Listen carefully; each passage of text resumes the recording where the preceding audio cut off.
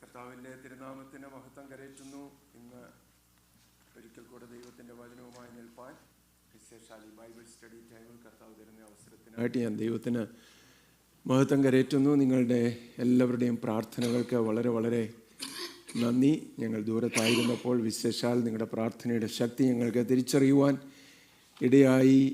നിങ്ങളെല്ലാവരും ഞങ്ങൾക്ക് വേണ്ടി പ്രാർത്ഥിച്ചെന്നറിയാം. എല്ലാവർക്കും നന്ദി കരയറ്റുന്നു. ദൈവവചന പഠനത്തിനായിട്ട് നമ്മൾ വേർതിരിക്കുന്ന സമയമാണല്ലോ. വളരെ പ്രാർത്ഥനയോടെ നമുക്ക് ദൈവസന്നിധിയിലായിരിക്കാം. ഇന്ന് രാവിലെ വളരെ പ്രധാനപ്പെട്ട നമ്മുടെ ഒരു പഠനം നമ്മൾ ചെയ്തുകൊണ്ടിരുന്നത് വഴിമധ്യേ ഞാൻ വിട്ടത് ശേഷിപ്പിച്ചത് ഇന്ന് വീണ്ടും പുനരാരംഭിക്കുവാൻ ഞാൻ താല്പര്യപ്പെടുകയാണ്. അത് വളരെ പ്രധാനപ്പെട്ട ഒരു ലെസനാണ്. കർത്താവ് പഠിപ്പിച്ച ഉപമകളിൽ വളരെ പ്രധാനപ്പെട്ട ഒരു ഉപമയായ ക്ഷമിക്കുന്നതിനെക്കുറിച്ച് പഠിപ്പിക്കുന്ന ഒരു ഉപമ, അൺമെഴ്സിഫുൾ സെർവൻറ്റിനെ കുറിച്ച് പറയുന്ന ഉപമയെന്നാണ് തലക്കെട്ടിൽ കാണുന്നത്.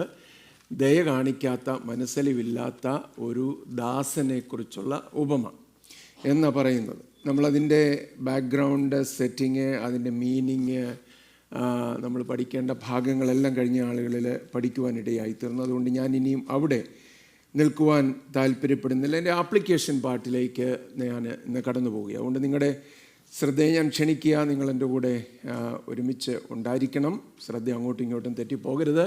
പ്രാർത്ഥനയോടെ ആയിരിക്കണം. ദൈവത്തിൻ്റെ ആത്മാവ് നമ്മെ എല്ലാവരെയും ഇന്ന് രാവിലെ ഈ പഠനത്തിലൂടെ അനുഗ്രഹിക്കട്ടെ എന്ന് ഞാൻ പ്രാർത്ഥിക്കുന്നു. അപ്പോൾ ഇന്ന് നമുക്ക് നോക്കാനായിട്ടുള്ളത് how to develop a forgiving spirit. ഇത് നമ്മുടെ പവർ പോയിൻറ്റിലുണ്ട്. Baiju, can you trace it and project it on the screen? കേൾക്കുന്നുണ്ടോ ബൈജു എന്നെ? ഇത് പവർ പോയിൻ്റ് ഓൾറെഡി ഉണ്ട്.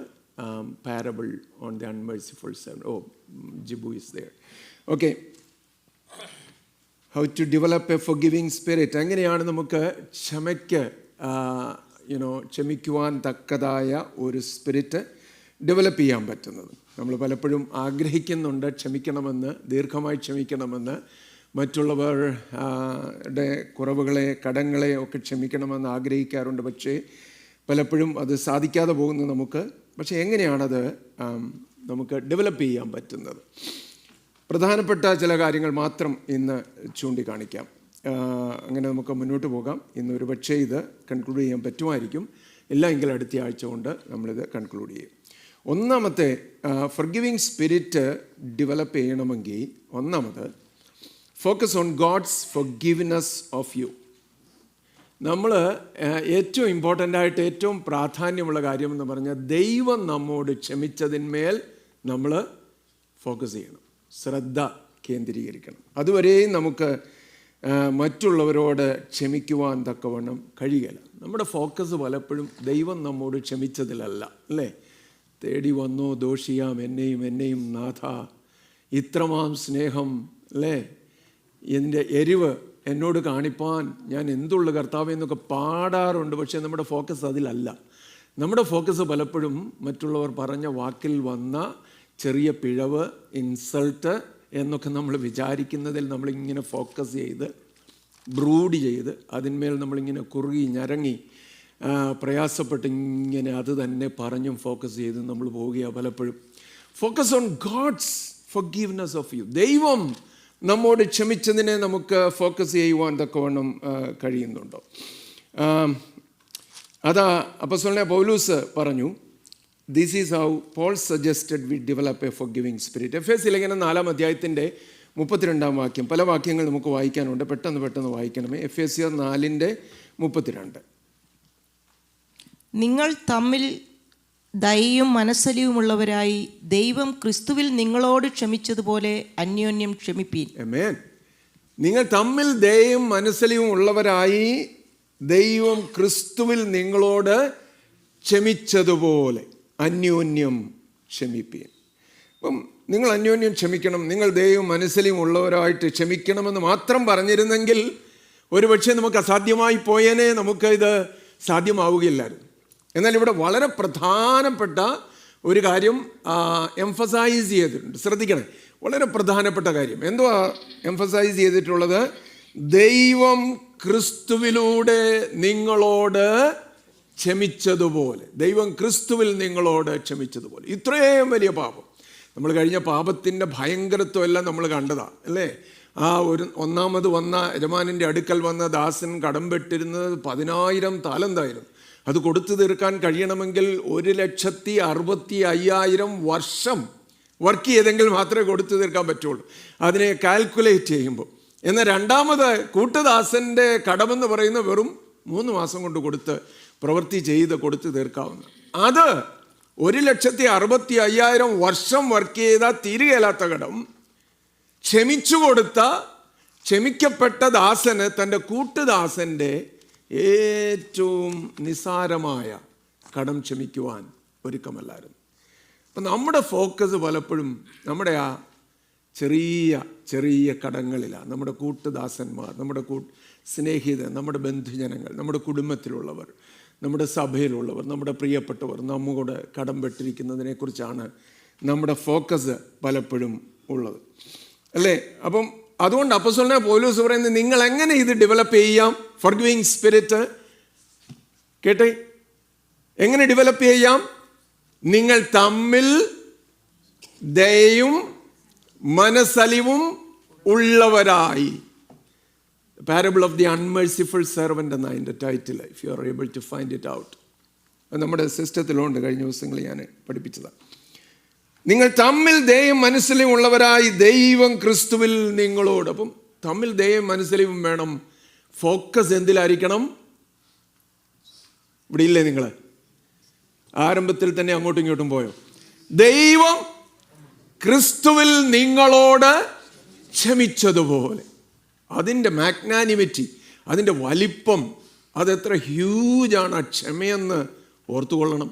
നമ്മൾ ഈ നിസാരമായിട്ടുള്ള കാര്യങ്ങളെ എടുത്ത് നമ്മൾ പലപ്പോഴും അതിനെ അങ്ങ് പർവ്വതീകരിക്കുക, എന്നിട്ട് അതിന്മേൽ നമ്മുടെ ഫോക്കസ് ആക്കുകയാണ്. പൗലോസ് പറയുകയാണ്, അതുകൊണ്ട് ദൈവം ക്രിസ്തുവിൽ നിങ്ങളോട് ക്ഷമിച്ചതുപോലെ അന്യോന്യം ക്ഷമിപ്പിക്കും. എത്ര ക്ഷമിക്കണം? അപ്പം പത്രോസ് ചോദിച്ച ചോദ്യമാണ് വാസ്തവത്തിൽ. ചോദ്യത്തിന് കർത്താവ് പറഞ്ഞത് അതിൻ്റെ ഉത്തരം അല്ലേ? ഞാൻ 7 വട്ടം ക്ഷമിച്ചാൽ മതിയോ? കർത്താവ് പറഞ്ഞ 7 വട്ടമല്ല, 70 വട്ടം എന്ന് പറഞ്ഞാൽ forgiveness knows no boundaries. ക്ഷമയ്ക്ക് അതിരുകളില്ല. അതാ കർത്താവ് അവിടെ പറഞ്ഞ് പഠിപ്പിക്കുവാൻ താല്പര്യപ്പെടുന്നു. അപ്പം ദൈവം ക്രിസ്തുവിൽ അങ്ങനെയാണ് നമ്മളെ സ്നേഹിച്ചത്. ഒരു കണ്ണിനും ദയ തോന്നാതെ വെളിമ്പറമ്പിൽ എറിയപ്പെട്ടവർ, യാതൊരു ദയയ്ക്കും പാത്രരല്ലാതിരുന്ന നമ്മെ അർഹിക്കാഞ്ഞ നമ്മോട് ദയ കാണിച്ചവനായ ദൈവം അല്ലേ? അതാ നമ്മൾ ക്രൂശിൽ കാണുന്ന പിക്ചർ. കൊലോസ്യർ ലേഖനം 3-ാം അധ്യായത്തിൻ്റെ 13-ാം വാക്യം കൂടെ വായിച്ചു. കൊലോസ്യർ 3:13. ഒരുവനോട് ഒരുവന് വഴക്കുണ്ടായാൽ തമ്മിൽ ക്ഷമിക്കുകയും ചെയ്യുവിൻ, കർത്താവ് നിങ്ങളോട് ക്ഷമിച്ചതുപോലെ നിങ്ങളും ചെയ്യുവിൻ. നിസ്സാരമായ കാര്യം അല്ലേ? വളരെ ഈസി ആയിട്ട് സാധിക്കുന്ന കാര്യമാണ്. അന്യോന്യം സഹിക്കുകയും അല്ലേ? അന്യോന്യം സഹിക്കുകയും ഒരുവനോടൊരുവന് വഴക്കുണ്ടായാൽ തമ്മിൽ ക്ഷമിക്കുകയും ചെയ്യുവീൻ. ഞാൻ മുമ്പേ പറഞ്ഞതുപോലെ ഒരു ക്വാളിഫയർ ആഡ് ചെയ്തില്ലായിരുന്നെങ്കിൽ, ഇതിന് ശേഷം ഒരു കാര്യം പറഞ്ഞില്ലായിരുന്നെങ്കിൽ നമ്മൾ പറഞ്ഞതിന് ഇതെങ്ങനെ സാധിക്കാനാണ് അല്ലേ? അന്യോന്യം സഹിക്കുക.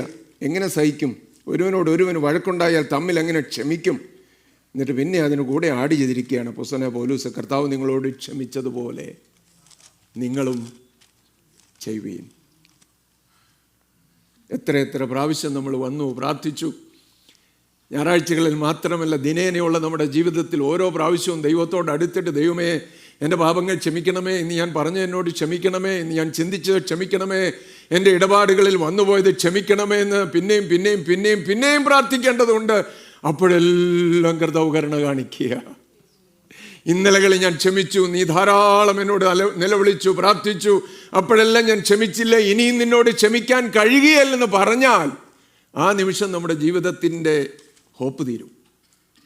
ഈ ഭൂമി ജീവിക്കുന്ന അത്രയും നാള് നമുക്ക് എന്താവശ്യമുണ്ട്? ദൈവത്തിൻ്റെ ക്ഷമ ആവശ്യമുണ്ട്. അവൻ്റെ ക്ഷമ നമുക്ക് ആവശ്യമുണ്ട്.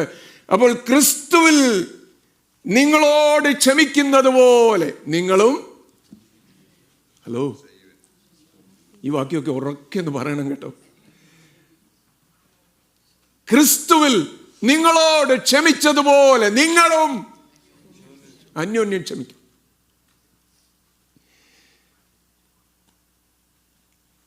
അന്യോന്യം സഹിക്കുക, ഒരുവനോട് ഒരുവൻ വഴക്ക്. കർത്താവ് നിങ്ങളോട് ക്ഷമിച്ചതുപോലെ നിങ്ങളും ചെയ്യുവിൻ. എങ്ങനെയാ? ഞാൻ മുന്നോട്ട് പോകാം. Allow the Lord to help us to forgive and forget. ക്ഷമിക്കാനും മറക്കാനും നമ്മെ സഹായിക്കേണ്ടതിന് കർത്താവിനെ നമ്മൾ അനുവദിക്കണം. അപ്പോൾ ചിലർ പറയും it is impossible to forget, അല്ലേ? ക്ഷമിക്കാം, പക്ഷേ ഞാൻ മറക്കുകയല്ല. പറയുന്നത് കേട്ടിട്ടുണ്ടോ ആരെയും? നമ്മൾ തന്നെ പറയും, നമ്മൾ കേട്ടിട്ടുണ്ടല്ലേ? ക്ഷമിക്കാം, പക്ഷേ എനിക്കിത് മറക്കാൻ പറ്റത്തില്ല. യഥാർത്ഥത്തിൽ ക്ഷമിച്ചിട്ടില്ലെന്നാണ് അതിൻ്റെ അർത്ഥം. അങ്ങനെ പറയുന്നവർ. ഫൊർഗെറ്റ് എന്ന് പറയുന്ന വാക്കിൻ്റെ അർത്ഥം പലപ്പോഴും നമ്മൾ ഓർക്കാത്തത് കൊണ്ടാണ് അങ്ങനെ പറയുന്നത്. അൺഏബിൾ ടു റിമെമ്പർ സംതിങ് എന്നൊരു അർത്ഥമുണ്ട്. എനിക്ക് ഓർക്കാൻ കഴിയുന്നില്ല, അല്ലെങ്കിൽ ഞാൻ അതിന് നേരെ എൻ്റെ അറ്റൻഷൻ കൊടുക്കുന്നില്ല എന്ന് ഒരർത്ഥമുണ്ട്. ചിലതിനെ നമ്മൾ ഓർക്കാതെ അങ്ങ് പിറകിൽ വിട്ടുകളഞ്ഞു എന്നൊരു അർത്ഥമുണ്ട്. പിന്നെ ഞാനത് മെൻഷൻ ചെയ്യാറില്ല എന്ന് പറയുന്ന ഒരർത്ഥമുണ്ട്. അപ്പം ഈ ഫൊർഗെറ്റ് എന്ന് പറയുന്ന ഡിഫൈൻ ചെയ്ത് അതിൻ്റെ എല്ലാ വശങ്ങളും പരിശോധിക്കുമ്പോൾ ഈ അർത്ഥങ്ങളെല്ലാം അതിന് ഉണ്ട്. ടെക്നിക്കലി ഈ ഒഫൻസ് നമ്മോട് മറ്റുള്ളവർ ചെയ്ത കുറ്റങ്ങൾ, കടങ്ങൾ ഓർക്കാൻ ചിലപ്പം കഴിഞ്ഞേക്കാം. പക്ഷേ ഈ മറക്കുക എന്ന് പറഞ്ഞാൽ അതിന് for all practical purposes disregard it and keep it out of our mind. അതിന്മേൽ ബ്രൂഡ് ചെയ്യുന്നത്, അതിന്മേൽ ഇങ്ങനെ പൊരുന്നിരിക്കുന്നത് നമ്മൾ അവസാനിപ്പിക്കണം. നമ്മുടെ ഒരുപാട് രാത്രികളിലെ ഉറക്കങ്ങൾ പോകുന്നത് നമ്മുടെ ഈ ഭൂതകാലത്തിലെ ഇങ്ങനെയുള്ള ആളുകളുടെ ഇൻസൾട്ടെല്ലാം നമുക്ക് ലഭിച്ച ഇൻസൾട്ടുകളെല്ലാം നമ്മളിങ്ങനെ കുമിഞ്ഞുകൂടി അതിന്മേൽ ഇങ്ങനെ പൊരുന്നിരുന്ന് നമുക്ക് ഉറക്കം പറ്റാതെ പോവുകയാണ് പലപ്പോഴും. പലരുടെ ഉറക്കമില്ലാതിരിക്കുന്നതിൻ്റെ ഒരു കാരണം ഇവിടെയുള്ളവരുടെ അങ്ങനെ അല്ലായിരിക്കാം ഒരു പക്ഷേ പലയിടത്തും അങ്ങനെയാണ്, പലർക്കും അങ്ങനെയാണ്. ഒരു പക്ഷേ നമ്മിൽ പലർക്കും അങ്ങനെയായിരിക്കും. നമ്മുടെ ഒരുപാട് കയ്പ് നമ്മളെ കാർന്ന് തിന്നുന്ന കയ്പുണ്ട്. നമ്മുടെ പല അസുഖങ്ങളുടെയും കാരണം നമ്മുടെ ഉള്ളിലുള്ള കയ്പ, പകയാ, പിണക്കവാ, നമുക്ക് ക്ഷമിക്കാൻ കഴിയാത്തതാ, നമ്മളെ കാർന്ന് തിന്നുകൊണ്ടിരിക്കുന്ന, നമുക്ക് മറക്കാൻ കഴിയാത്ത ഒരുപാട് കാര്യങ്ങൾ. ഇതെങ്ങനെയാണ് നമുക്ക് കഴിയുന്നത്? ഇതിനെ മറക്കാം എന്ന് പറഞ്ഞാൽ, അല്ലെങ്കിൽ ക്ഷമിക്കുക മാത്രമല്ല മറക്കുകയും കൂടെ ചെയ്യണമെന്ന് പറഞ്ഞാൽ എങ്ങനെ നമുക്ക് സാധിക്കും? ചോദ്യങ്ങൾ ചോദിച്ചുകൊണ്ട് പലരും ഇരിപ്പുണ്ടെന്ന് എനിക്കറിയാം. അവരവരോട് തന്നെയോ പാസ്റ്ററോടുള്ള ചോദ്യം മനസ്സിൽ ഉയരുന്നുണ്ടായിരിക്കാം, ഇതെങ്ങനെ സാധിക്കുമെന്നല്ലേ. ചില ഉദാഹരണങ്ങൾ നമുക്ക് നോക്കാം. വളരെ പെട്ടെന്ന് ബൈബിളിൽ നിന്ന് തന്നെ നോക്കാം. Is this possible? സാധ്യതമാണോ ഇത്? ദൈവത്തിൻ്റെ വചനം പറയുന്നു yes, by the grace of God this is possible. ദൈവത്തിൻ്റെ കൃപയാൽ ഇത് സാധിക്കും. എങ്ങനെ സാധിക്കും?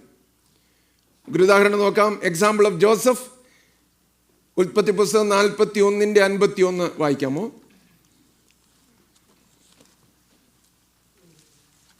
ഉൽപ്പത്തി 41:51. ജെനസിസ് 41:51. എൻ്റെ സകല കഷ്ടതയും എൻ്റെ പിതൃഭവനമൊക്കെയും ദൈവം എന്നെ മറക്കുമാറാക്കി എന്ന് പറഞ്ഞ് യോസഫ് തൻ്റെ ആദ്യജാതന് മനശ്ശെ എന്ന് പേരിട്ടു. മതി. അതുകൊണ്ട് ഞാൻ പറഞ്ഞ ദൈവത്തിൻ്റെ കൃപയാൽ ഇത് സാധിക്കും. ദൈവം എന്ത് ചെയ്തു? യോസഫിനെ പോലെ പകയുള്ളിൽ വെക്കാൻ അല്ലെങ്കിൽ കഴിയുമായിരുന്ന ഒരു വ്യക്തി വേറെ ഉണ്ടോ? അവന് നേരെ സംഭവിച്ച കാര്യങ്ങളൊന്ന് ഓർത്തു നോക്കി. അവൻ്റെ സഹോദരന്മാർ എന്തുമാത്രം അവനെ പരിഹസിച്ചു, സ്വപ്നക്കാരൻ എന്ന് പറഞ്ഞു. അവൻ്റെ പിതാവും മാതാവും അവൻ്റെ സഹോദരങ്ങളും എല്ലാം അവനെ ശാസിച്ചു. പിന്നെ അവനെ പിടിച്ച് പൊട്ടക്കിണറ്റിലിട്ടു. പിന്നെ മിദ്യാന്യർക്ക്, കച്ചവടക്കാർക്ക് അവനെ വിറ്റുകളഞ്ഞു. പൊത്തിഫറിൻ്റെ ഭവനത്തിൽ വിശ്വസ്തയോടെ സേവിച്ചപ്പോൾ അവന് പ്രയാസം നേരിട്ട് അവന് പിന്നെ ജയിലിൽ പോകേണ്ടി വന്നു. പകയും പിണക്കവും ഓർമ്മ വെക്കാനായിരുന്നെങ്കിൽ യോസഫിനെ പോലെ അതിന് സാധ്യത ഉണ്ടായിരുന്ന മറ്റൊരാൾ ഇല്ല. പക്ഷെ യോസഫ് പറയുന്നത് ശ്രദ്ധിക്കണേ, വളരെ ഇമ്പോർട്ടൻ്റ് ഭാഗമാണ്. യോസഫ് പറയുക, എൻ്റെ സകല കഷ്ടതയും എൻ്റെ പിതൃഭവനമൊക്കെയും ദൈവം എന്നെ മറക്കും. അപ്പോൾ യോസെഫിന് ദൈവം കൃപ കൊടുത്തെങ്കിൽ നമുക്കും കൃപ തരുമോ? ഹലോ, കർത്താവ് കൃപ തരുമോ? ഇന്ന് രാവിലെ മറക്കാൻ കഴിയാതിരിക്കുന്ന പ്രയാസങ്ങൾ ഉള്ളിലുണ്ടെങ്കിൽ യോസെഫിന് കൃപ നൽകിയ ദൈവം നമുക്കും കൃപ നൽകും. സ്തോത്രം. പ്രാർത്ഥിച്ചാൽ മതി. അപ്പോസ്തലനായ പൗലോസ് പറയുന്നു, ആറ്റിറ്റ്യൂഡ് ഓഫ് പോൾ, ഫിലിപ്പി ലേഖനം 3:14 നമുക്ക് പരിചിതമായ വാക്യം, അതുകൊണ്ട് വായിക്കേണ്ട. ഒന്ന് ഞാൻ ചെയ്യുന്നു, പിമ്പിലുള്ളത് മറന്നും മുമ്പിലുള്ളതിന് ആഞ്ഞും കൊണ്ട് ക്രിസ്തുയേശുവിൽ ദൈവത്തിൻ്റെ പരമയുടെ വിരുദ്ധനായി ലാക്കി. ഇപ്പം നമുക്ക് പിമ്പിലുള്ളത് മറക്കാൻ പറ്റുമോ? മറക്കാൻ പറ്റും, മറക്കാൻ പറ്റണം. കാരണം നമുക്ക് മുമ്പിൽ വച്ചിരിക്കുന്ന ഒരു ഓട്ടമുണ്ട്, ഒരു ലക്ഷ്യമുണ്ട്. ഒന്ന് ഞാൻ ചെയ്യുന്നു, പിമ്പിലുള്ളത് മറന്നും പിന്നെ മുമ്പിലുള്ളതിന് ആഞ്ഞും കൊണ്ട്. അപ്പം മറക്കാനും ക്ഷമിക്കാനും പറ്റാത്തവർ എന്ത് ചെയ്യുന്നില്ലെന്ന് അതിൻ്റെ അർത്ഥം. മുമ്പിലുള്ളതിന് വേണ്ടി ഒരു പരിശ്രമമില്ല. നമ്മളിപ്പോഴും ഈ ഭൂതകാലത്തിലും വർത്തമാനത്തിലും വർത്തമാനകാലത്തിലും നമ്മളിങ്ങനെ വസിച്ചുകൊണ്ടിരിക്കുക. അങ്ങനെയല്ല പൗലോസ് പറയാം, പിമ്പിലുള്ളതിനെ മറന്ന് മുമ്പിലുള്ളതിന് വേണ്ടി ആഞ്ഞും കൊണ്ട് ഞാനിങ്ങനെ പരമവിളിയുടെ വിരുദ്ധനായി ലാക്കിലേക്ക് ഓടുകയാണ്. ദൈവത്തിന് സ്തോത്രം.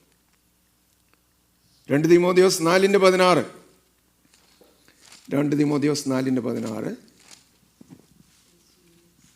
എൻ്റെ ഒന്നാം പ്രതിവാദത്തിൽ ആരും എനിക്ക് തുണ നിന്നില്ല, എല്ലാവരും എന്നെ കൈവിട്ടു, അത് അവർക്ക് കണക്കിടാതിരിക്കട്ടെ. മതി. അതിപ്പം ലോക മനുഷ്യരെ കുറിച്ചല്ല അപ്പോസ്തലനായ പൗലോസ് ഇവിടെ പറയുന്നത്. തൻ്റെ സഹോദരങ്ങളായിരുന്നവർ, കൂട്ടുപ്രവർത്തകരായിരുന്നവർ, തന്നോടുകൂടെ നിൽക്കേണ്ടിയിരുന്നവർ, കൈപിടിച്ച് തന്നെ നടത്തേണ്ടിയിരുന്നവരെ കുറിച്ചാണ് പൗലോസ് പറയുന്നത്. എൻ്റെ ഒന്നാം പ്രതിവാദത്തിൽ ആരും എനിക്ക് തുണ നിന്നില്ല, എല്ലാവരും എന്നെ കൈവിട്ടു. കൂടെ ഉണ്ടാകുമെന്ന് നമ്മൾ വിചാരിച്ചവർ, കുടുംബാംഗങ്ങൾ, സ്നേഹിതർ, ചാർച്ചക്കാർ, സഭാജനങ്ങൾ, നമ്മുടെ ഏറ്റവും അടുത്ത സ്നേഹിതരൊക്കെ പലപ്പോഴും കൈവിടുന്നതായിട്ട് തോന്നും. പൗലോസ് പറയുക, എല്ലാവരും എന്നെ കൈവിട്ടു, എങ്കിലും എനിക്ക് ഒറ്റ പ്രാർത്ഥനയുള്ളൂ. എന്തുവാ? കർത്താവ് അതവർക്ക് കണക്കിടാതെ ഇരിക്കട്ടെ. എന്തൊരു തോട്ടല്ലേ നമ്മുടെ ഉള്ളിൽ നിന്ന് അങ്ങനെയുള്ളൊരു പ്രാർത്ഥന വരുമോ? കർത്താവേ, എനിക്ക് അനുകൂലമായി പറയാതിരുന്നവർ, എന്നോട് കൂടെ നിൽക്കാതിരുന്നവർ, എനിക്കെതിരെന്ന് ഞാൻ വിചാരിച്ചിരുന്നവർ, അവരോട് കർത്താവ് കണക്കിടാതിരിക്കട്ടെ, അവരെ കർത്താവ് അനുഗ്രഹിക്കട്ടെ എന്ന് ആത്മാർത്ഥമായിട്ട് പ്രാർത്ഥിക്കാൻ പറ്റുമോ?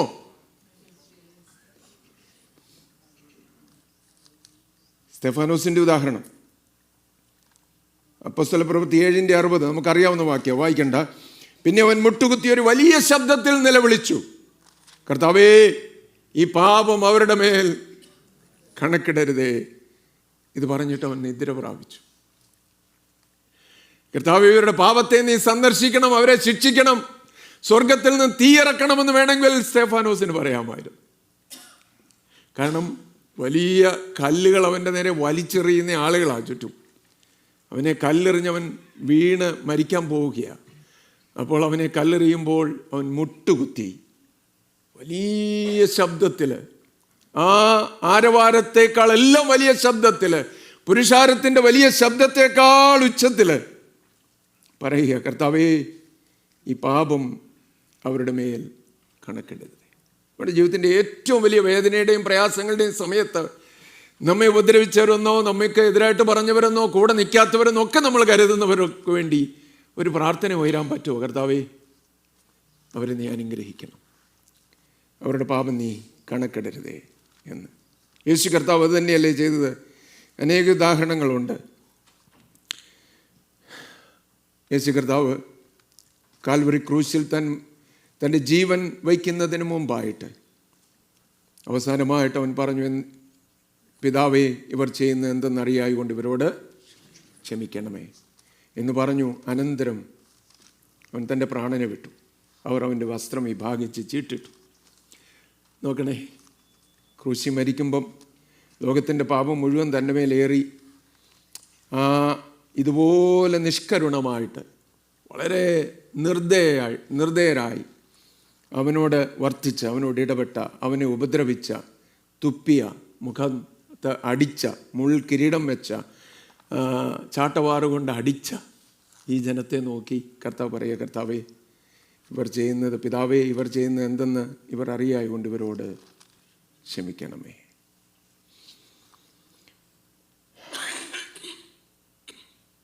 ഞാൻ മുമ്പേ പറഞ്ഞതുപോലെ ചിലർ പറയും ഞാൻ ക്ഷമിക്കാം, പക്ഷേ ഞാൻ മറക്കല്ല. എമി കാർമൈക്കിൾ എന്ന് പറയുന്ന ഒരു അനുഗ്രഹിതയായ ഒരു ദൈവദാസി, 1867 ജനിച്ച, അയർലൻഡിൽ ജനിച്ചൊരു ദൈവദാസി. അവർ ഇന്ത്യയിൽ വന്നു ഒരു മിഷണറി ആയിട്ട് 55 വർഷം പ്രവർത്തിച്ചു. തമിഴ്നാടുവിലെ ഡൊണാവൂർ എന്ന് പറയുന്ന സ്ഥലത്ത് താമസിച്ച് പ്രവർത്തിച്ചാണ് എമി കാർമൈക്കിൾ. അനേക അശരണർക്ക് അഭയമരുളിയ കുഞ്ഞുങ്ങൾക്ക്, അനാഥർക്ക് അവരുടെ ഇടയിൽ ശുശ്രൂഷ ചെയ്തൊരു ദൈവത്തിൻ്റെ ദാസിയായിരുന്നു എമി കാർമൈക്കിൾ. അവർ പറഞ്ഞു, if I say yes I forgive and I cannot forget, ഞാൻ ക്ഷമിക്കുന്നു പക്ഷേ ഞാൻ മറക്കുകയല്ലെന്ന് ആരെങ്കിലും പറയുന്നെങ്കിൽ ദൈവത്തെ അവർ മനസ്സിലാക്കുന്നില്ലെന്ന് അവർ പറയുന്നത്. കാരണം the God who daily washes all sands on all shores of the world, സകല സമുദ്രങ്ങളുടെയും തീരങ്ങളിലുള്ള സകല മണലുകളെയും മണൽത്തിട്ടകളെയും അതിലെ ജലം കൊണ്ട് ദിവസം തോറും കഴുകി കഴുകി കഴുകി പിന്നെയും വെടിപ്പാക്കുന്ന ദൈവത്തിൻ്റെ മഹാകരുണയുടെ ദർശനം അവർക്ക് കിട്ടിയിട്ടില്ല. കൊച്ചു കൊച്ചു കാര്യങ്ങൾ, നിസ്സാരമായ കാര്യങ്ങൾ നമ്മുടെ ഉള്ളിൽ വലിയ പകയായി, പിണക്കമായി, വിദ്വേഷമായിട്ടെല്ലാം ഉയരുമ്പോൾ ഓർത്തോണം, നമ്മൾ ദൈവസ്നേഹത്തെ അറിഞ്ഞിട്ടില്ല. അതിൻ്റെ മഹത്വത്തെ, അതിൻ്റെ വലിപ്പത്തെ നമ്മൾ അറിഞ്ഞിട്ടില്ല. അതുകൊണ്ട് ഇന്ന് രാവിലെ ഈ പഠനം അതിൽ നമ്മൾ ഏർപ്പെട്ടുകൊണ്ടിരിക്കുമ്പോൾ നമുക്ക് ഉള്ളിൽ നിന്ന് എല്ലാവരും പ്രാർത്ഥിക്കണം. എന്തിനാണ് പ്രാർത്ഥിക്കേണ്ടത്? കർത്താവേ, ഞാൻ ആരോടെങ്കിലും ക്ഷമിക്കാൻ കഴിയാതെയാണോ ഇന്ന് രാവിലെ ഇരിക്കുന്നത്? അവരുടെ പിക്ചർ എങ്ങനെയാണ് എൻ്റെ മനസ്സിൽ വരുന്നത്, എൻ്റെ മുമ്പിൽ വരുന്നത്? ക്ഷമിക്കാൻ കഴിയാതെ, ക്ഷമിക്കുന്നു എന്ന് പറഞ്ഞിട്ടുണ്ട് എങ്കിലും മറക്കാൻ കഴിയാതെ തന്നെ അലട്ടുന്ന രാത്രികളുണ്ട്, തന്നെ ഇരിക്കുന്ന സമയങ്ങളുണ്ട്. അതുകൊണ്ട് എനിക്ക് മറക്കാനും ക്ഷമിക്കാൻ മാത്രമല്ല മറക്കാനും കൂടെ കൃപ തരണമേ എന്ന് പ്രാർത്ഥിക്കാമോ? ബില്ലിഗ്രാമിൻ്റെ ജീവിതത്തെക്കുറിച്ച് ഞാൻ വായിച്ച ഒരു കാര്യം പലപ്പോഴും ഞാൻ ഓർക്കാറുണ്ട്. അദ്ദേഹത്തിന് തന്നെ വളരെ അലട്ടിയ ഒരു കാര്യമായിരുന്നു തൻ്റെ ക്ഷമയില്ലാഴിക. വിശേഷാൽ ഒരു വ്യക്തിയോട് ഏതാണെന്നോ ഡീറ്റെയിൽസ് ഒന്നും എൻ്റെ പക്കലില്ല. അദ്ദേഹം അത് ഉപേക്ഷിക്കുവാൻ ശ്രമിച്ചിട്ടൊന്നും ആ പക ഉള്ളിൽ നിന്ന് പോകുന്നില്ല, പിണക്കം പോകുന്നില്ല, ക്ഷമിക്കുവാൻ കഴിയുന്നില്ല. അവസാനം ബില്ലിഗ്രാം മുട്ടുകുത്തിയെന്ന് പറയും. എന്നിട്ട് പറഞ്ഞു, കർത്താവേ, ആ വ്യക്തിയോട് ക്ഷമിക്കാൻ എനിക്ക് കൃപ തരുന്നത് വരെ ഞാൻ ഇവിടുന്ന് എഴുന്നേൽക്കുകയില്ലെന്ന് പറഞ്ഞു. എനിക്ക് ശക്തി കിട്ടുന്നത് വരെ ഞാൻ ഇവിടുന്ന് എഴുന്നേൽക്കുകയില്ലെന്ന് പറഞ്ഞു. ബില്ലിഗ്രാം എഴുന്നേറ്റു. അതുകൊണ്ടാണ് ജനലക്ഷങ്ങൾ പിന്നെയും തൻ്റെ ശുശ്രൂഷയാൽ അനുഗ്രഹിക്കപ്പെട്ടത്. കാരണം ക്ഷമിക്കാനുള്ള കൃപയ്ക്കായിട്ട് അവൻ ഇൻറ്റൻഷനലായിട്ട് അദ്ദേഹം പ്രാർത്ഥിച്ചു. നമ്മൾ ഇൻറ്റൻഷനലാണെങ്കിൽ ആർക്കാ ദൈവം കൃപ നൽകുകയല്ലാത്തത്? ഇവിടെ ഇരിക്കുന്ന ആർക്കാ, ഇന്നെ കേൾക്കുന്ന ആർക്കാ ദൈവം കൃപ നൽകുകയല്ലാത്തത്? ആ നിശ്ചയത്തോടെ, ദൃഢതയോടെ ദൈവത്തോട് ഇന്ന് രാവിലെ പ്രാർത്ഥിക്കുന്നുവെങ്കിൽ ദൈവം നമുക്ക് പിന്നെയും ആ കൃപ തരും. ഇവിടുന്ന് നമുക്ക് ആ കൃപയോടെ ഇന്ന് പോകാനിടയാകും. ആ കൃപയോടെ ഇന്ന് ആരാധിപ്പാൻ ഇടയാകും. ആരാധനയിലും വ്യത്യാസം ഉണ്ടാകും കേട്ടോ. ദൈവസന്നിധിയിൽ നിന്ന് ആ വിശേഷാൽ കൃപ പ്രാപിച്ചു കഴിയുമ്പോൾ നമ്മുടെ ആരാധനകൾക്ക് മാറ്റമുണ്ടാകും. നമുക്ക് വീണ് കിടന്നാൽ പോരെ, നമുക്ക് എഴുന്നേൽക്കണം, നമുക്ക് മുന്നോട്ട് പോകണം, നമുക്ക് പരമവിളിയുടെ വിരുദിനായ ലാക്കിലേക്ക് ഓടണം. പിമ്പിലുള്ളതിനെ മറക്കുവാൻ നമുക്ക് കഴിയണം. ആളുകൾ പറഞ്ഞത് മറക്കണം, ചെയ്തത് മറക്കണം. ക്രിസ്തുവിൽ ദൈവം നമ്മോട് ക്ഷമിച്ചതുപോലെ അന്യോന്യം ക്ഷമിക്കുവാൻ കഴിയണം.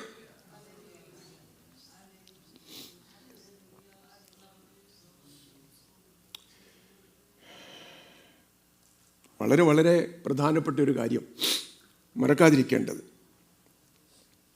ഇതിനകത്ത് നമ്മൾ ക്ഷമിച്ചില്ലെങ്കിലുള്ള ഏറ്റവും വലിയൊരു അപകടം പതിയിരിക്കുന്നുണ്ട്. മത്തായി സുവിശേഷം 6:14-15 എന്ന് വായിച്ച്. മത്തായി 6:14-15. നിങ്ങൾ മനുഷ്യരോട് അവരുടെ പിഴകളെ ക്ഷമിച്ചാൽ സ്വർഗസ്ഥനായ നിങ്ങളുടെ പിതാവ് നിങ്ങളോടും ക്ഷമിക്കും. നിങ്ങൾ മനുഷ്യരോട് പിഴകളെ ക്ഷമിക്കാഞ്ഞാലോ നിങ്ങളുടെ പിതാവ് നിങ്ങളുടെ പിഴകളെയും ക്ഷമിക്കയില്ല. My God, കണ്ടീഷനല്ല. ദൈവം നമ്മോട് ക്ഷമിച്ചു, ക്രിസ്തുവിൽ ക്ഷമിച്ചു. പക്ഷേ നമ്മുടെ ദിനേനയുള്ള ജീവിതത്തിൽ ഇനിയും ദൈവം ഒരു കണ്ടീഷൻ വെക്കുക. ആ യജമാനൻ ചെയ്തതുപോലെ 10,000 താലന്ത് ഞാൻ നിനക്ക് അളച്ചു തന്നു. ഒരുപക്ഷെ പറഞ്ഞു കാണത്തില്ല, ഇംപ്ലൈഡ് ആയിട്ടുള്ളൊരു കാര്യമുണ്ടായിരുന്നു. എന്തുവാ? നീ കൂട്ടുദാസനോടും കരുണ. അതാ കർത്താവ്, ആ യജമാനൻ അവസാനം ചോദിക്കും, ഞാൻ നിന്നോട് ക്ഷമിച്ചതുപോലെ, മനസ്സിലിവ് കാണിച്ചതുപോലെ നിനക്കും നിന്റെ കൂട്ടുദാസനോട് ക്ഷമ തോന്നേണ്ടതല്ലയോ, മനസ്സലിവ് കാണിക്കേണ്ടതല്ലയോ? ദൈവത്തിന് സ്തോത്രം. വളരെ വ്യക്തമായിട്ട് കർത്താവ് പഠിപ്പിച്ചതാ, കർത്താവ് പറഞ്ഞതാ, നിങ്ങൾ മനുഷ്യരോട് അവരുടെ പിഴകളെ ക്ഷമിച്ചാൽ സ്വർഗസ്ഥനായ നിങ്ങളുടെ പിതാവ് നിങ്ങളോടും ക്ഷമിക്കും. ഇന്ന് രാവിലെ എത്ര പേർക്ക് പാപക്ഷമ വേണം? കർത്താവിൽ നിന്ന് ക്ഷമ വേണം. പെർഫെക്റ്റ് അല്ലെങ്കിൽ, തികഞ്ഞവരാരും തികഞ്ഞവരല്ല എങ്കിൽ നമുക്കെല്ലാം പാപക്ഷമ വേണം. എനിക്ക് വേണം. അപ്പോൾ ഒരു കണ്ടീഷൻ കർത്താവ് പറയുന്നത്, നിങ്ങൾ മനുഷ്യരോട് അവരുടെ പാപങ്ങളെ, പിഴകളെ ക്ഷമിച്ചാൽ സ്വർഗസ്ഥനായ നിങ്ങളുടെ പിതാവ് നിങ്ങളോടും ക്ഷമിക്കും. നിങ്ങൾ മനുഷ്യരോട് പിഴകളെ ക്ഷമിക്കാഞ്ഞാലോ നിങ്ങളുടെ പിതാവ് നിങ്ങളുടെ പിഴകളെയും ക്ഷമിക്കുകയില്ല. ഏറ്റവും പവർഫുള്ളായിട്ടുള്ളൊരു ആക്റ്റാണ് കേട്ടോ. ഏറ്റവും ശക്തമായിട്ടുള്ള നമ്മുടെ ഒരു സ്റ്റെപ്പാണ് ആത്മീക ജീവിതത്തിലെ. ഒന്ന് ട്രൈ ചെയ്ത്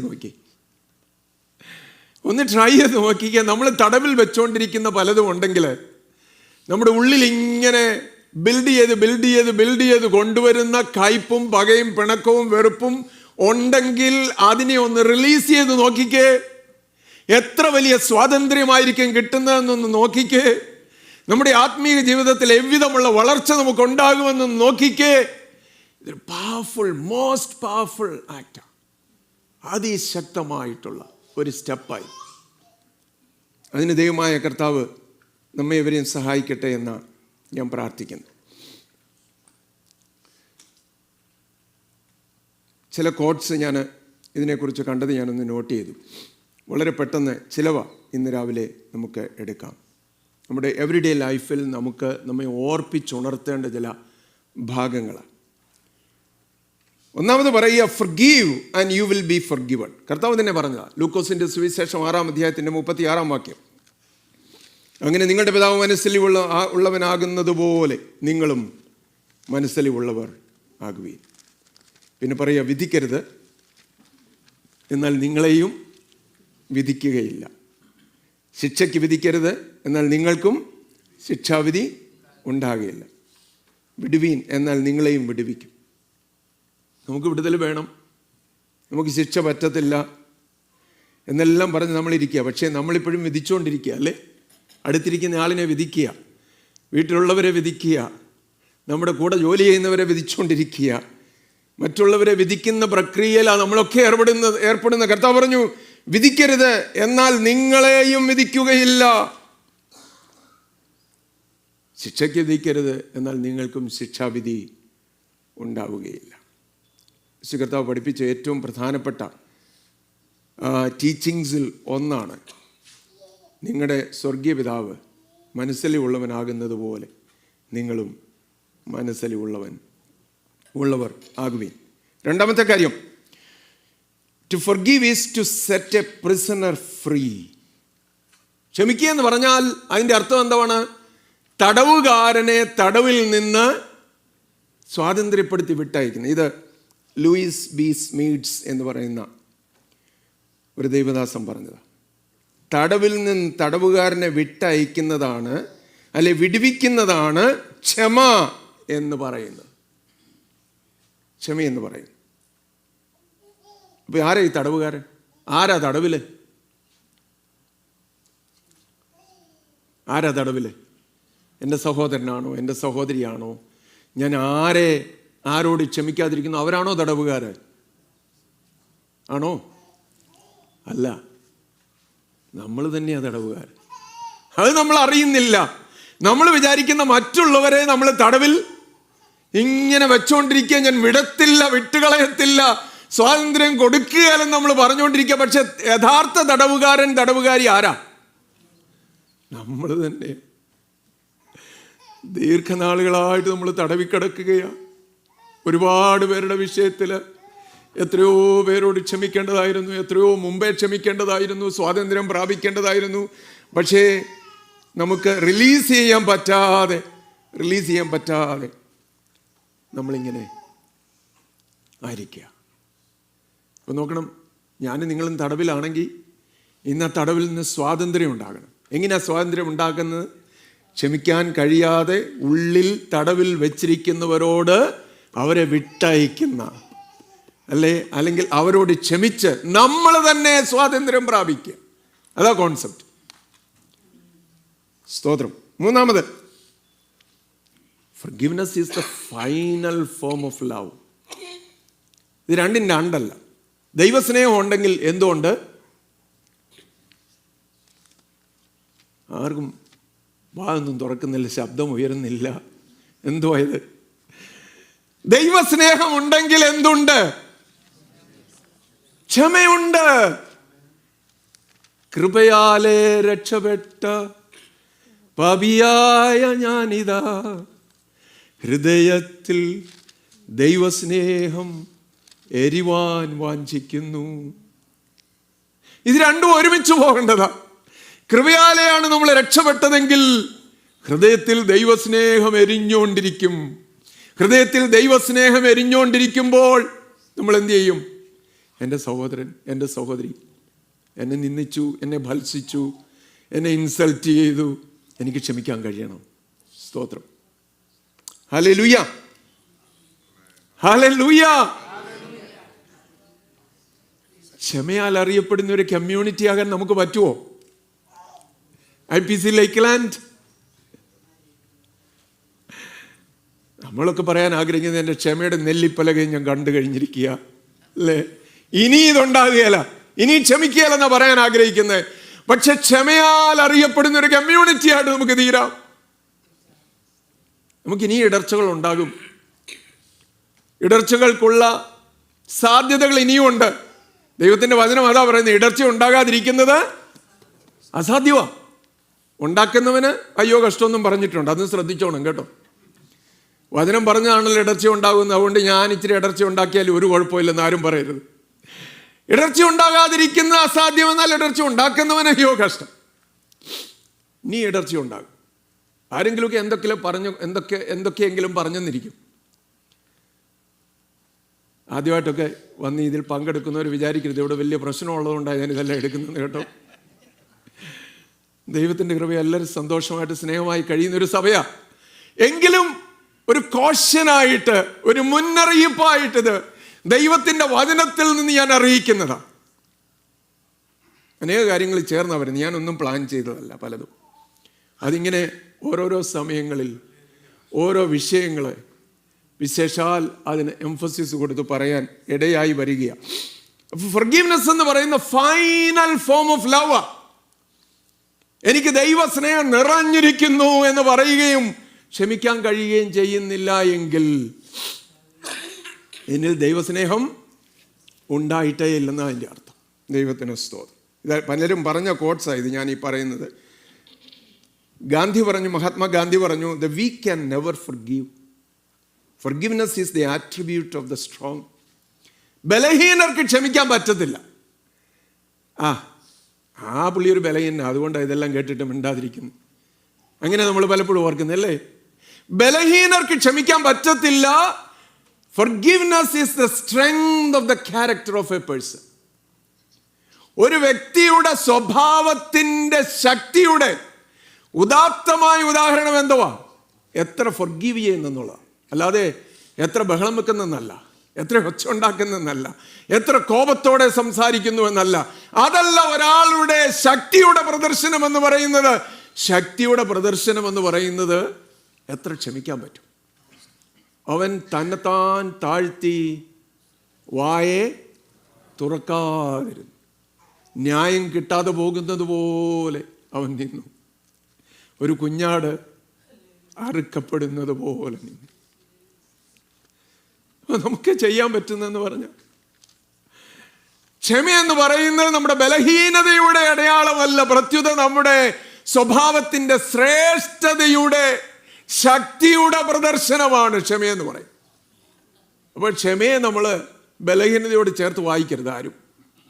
വളരെ പെട്ടെന്ന് അവസാനിപ്പിക്കാം, എൻ്റെ സമയം തീരുക, 2 മിനിറ്റൂടെ ഉള്ളൂ. നിങ്ങൾ തമ്മിൽ അത് ഞാൻ പറഞ്ഞതാണ്, അതുകൊണ്ട് ഞാൻ അതിലേക്ക് വരുന്നില്ല. വീണ്ടും, forgiveness does not change the past.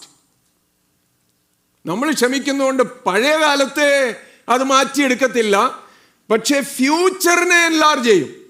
നമ്മുടെ ഭാവിയെ അത് വികാസത്തിലേക്ക്, വിശാലതയിലേക്ക് നടത്തും. നമ്മുടെ ഭാവിയെ കരുതുന്നവരാണോ നമ്മൾ? ഭാവിയിൽ മാറ്റങ്ങൾ കരുതുന്നവരാണോ? ദൈവത്തിന് സ്തോത്രം. അങ്ങനെയെങ്കിൽ ക്ഷമിക്കാൻ ഒരുങ്ങിക്കോണം. ആരും ഇത് കേട്ടിട്ട് റിബല്യസ് ആയിട്ട് അല്ലെങ്കിൽ മത്സരത്തോടെ ഞാൻ ക്ഷമിക്കുകയല്ല, എന്നാരോട് ക്ഷമിക്കാൻ എനിക്ക് പറ്റത്തില്ല പാസ്റ്ററേ എന്ന് പറഞ്ഞുകൊണ്ട് ആരും പോകരുത്. നിങ്ങളുടെ ഭാവിയെ കരുതുന്നുണ്ടോ? ദൈവത്തിൻ്റെ അനുഗ്രഹത്തിൻ്റെ കരം വേണോ? അവൻ്റെ കൃപ വേണമോ? ഏൽപ്പിച്ചു കൊടുത്ത് പ്രാർത്ഥിച്ചു, കർത്താവേ എനിക്ക് ക്ഷമിക്കണം. Forgive others not because they deserve forgiveness, but because you deserve peace. എന്തുകൊണ്ടാണ് മറ്റുള്ളവരോട് ക്ഷമിക്കേണ്ടത്? അവർക്ക് അർഹതയുള്ളത് കൊണ്ടല്ല. എനിക്ക് സമാധാനം വേണം, എനിക്ക് സ്വസ്ഥത വേണം, എനിക്ക് ആത്മീയമായിട്ട് വളരണം, അതുകൊണ്ട് ഞാൻ ക്ഷമിക്കും. സ്തോത്രം. ഏറ്റവും ഭയപ്പെടുത്തുന്നൊരു വാക്യമുണ്ട്, forgive us our debts as we also have forgiven our debtors. ഞങ്ങളുടെ കടക്കാരോട് ഞങ്ങൾ ക്ഷമിച്ചതുപോലെ. ഇപ്പം ഞങ്ങൾ ചെയ്യേണ്ട കാര്യം ഞങ്ങൾ ചെയ്ത്, കർത്താവേ എന്തുവാ? ഞങ്ങളുടെ കടക്കാരോട് ഞങ്ങൾ ക്ഷമിച്ചു, അതുപോലെ ഞങ്ങളുടെ കടങ്ങളും പാപങ്ങളും ഞങ്ങളും ക്ഷമിക്കാൻ കർത്താവേ.